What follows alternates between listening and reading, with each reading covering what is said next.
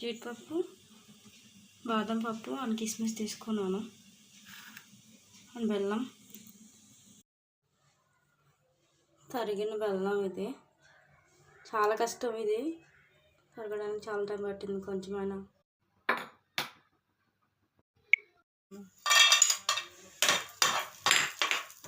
కొంచెం ఆయిల్,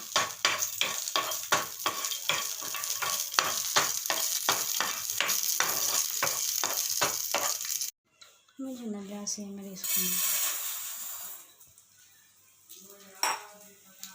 ఇది కూడా కొంచెం కలర్ చేంజ్ అయ్యేంత వరకు ఫ్రై చేసుకున్నాం. గీ వేసుకున్నాం, ఫ్రై చేసుకోవడానికి బాగుంటుంది.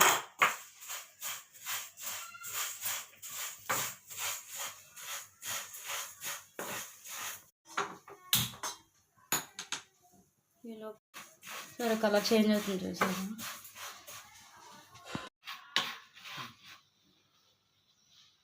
ఈలోపు పాలు కూడా వేడి చేసేసుకుంటే సరిపోద్ది.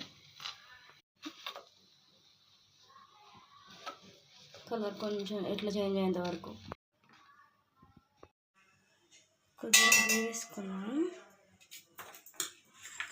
నెక్స్ట్ ఫ్రై చేసుకున్నాను, జీడిపప్పు వేసేసుకున్నాను. మనకు కావాల్సిన వాటర్ వేసేసుకున్నాం.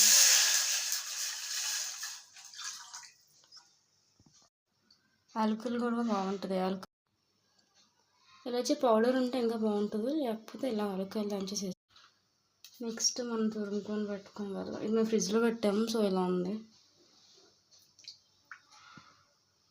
పడట్లేదు, కట్టింగ్ కూడా చాలా కష్టమైంది.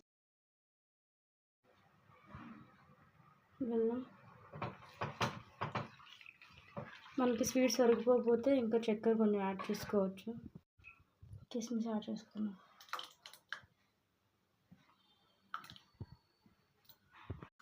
సోక్ చేసుకొని కట్ చేసుకొని పెట్టుకున్న ఆనియన్స్,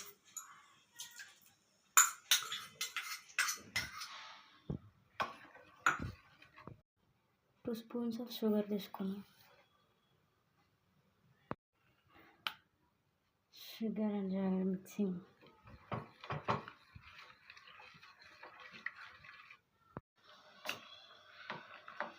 మనకి ఇట్లా తెరలేంత వరకు ఉంచుకోవాలి, కొంచెంసేపు ఉంచాలి. ఇంకా కోసం పించ్ ఆఫ్ సాల్ట్ కొంచెమే,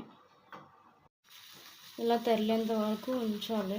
అప్పుడు అన్నీ ఇంకా డ్రై ఫ్రూట్స్ అన్నీ చక్కగా ఈ వాటర్లో అబ్జర్వ్ చేసుకుంటుంది అనమాట, బాగుంటుంది. ఇంకప్పుడు సేమియా యాడ్ చేసేసుకుంటున్నాను నేను.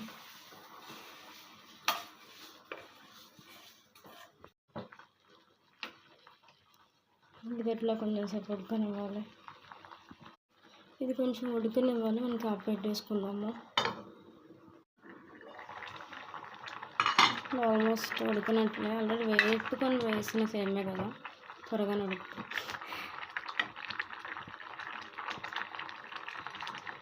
బాగా జీడిపప్పు అయితే కొంచెం మాడింది.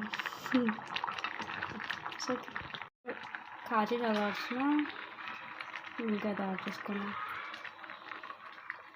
కొంచెం ముందు సరిపోయింది, ఇంకా ఆఫ్ చేసేసుకున్నాం.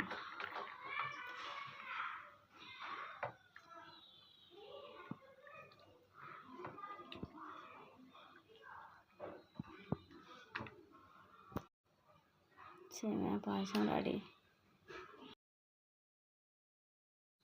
సర్వ్ చేసేసుకుందాము.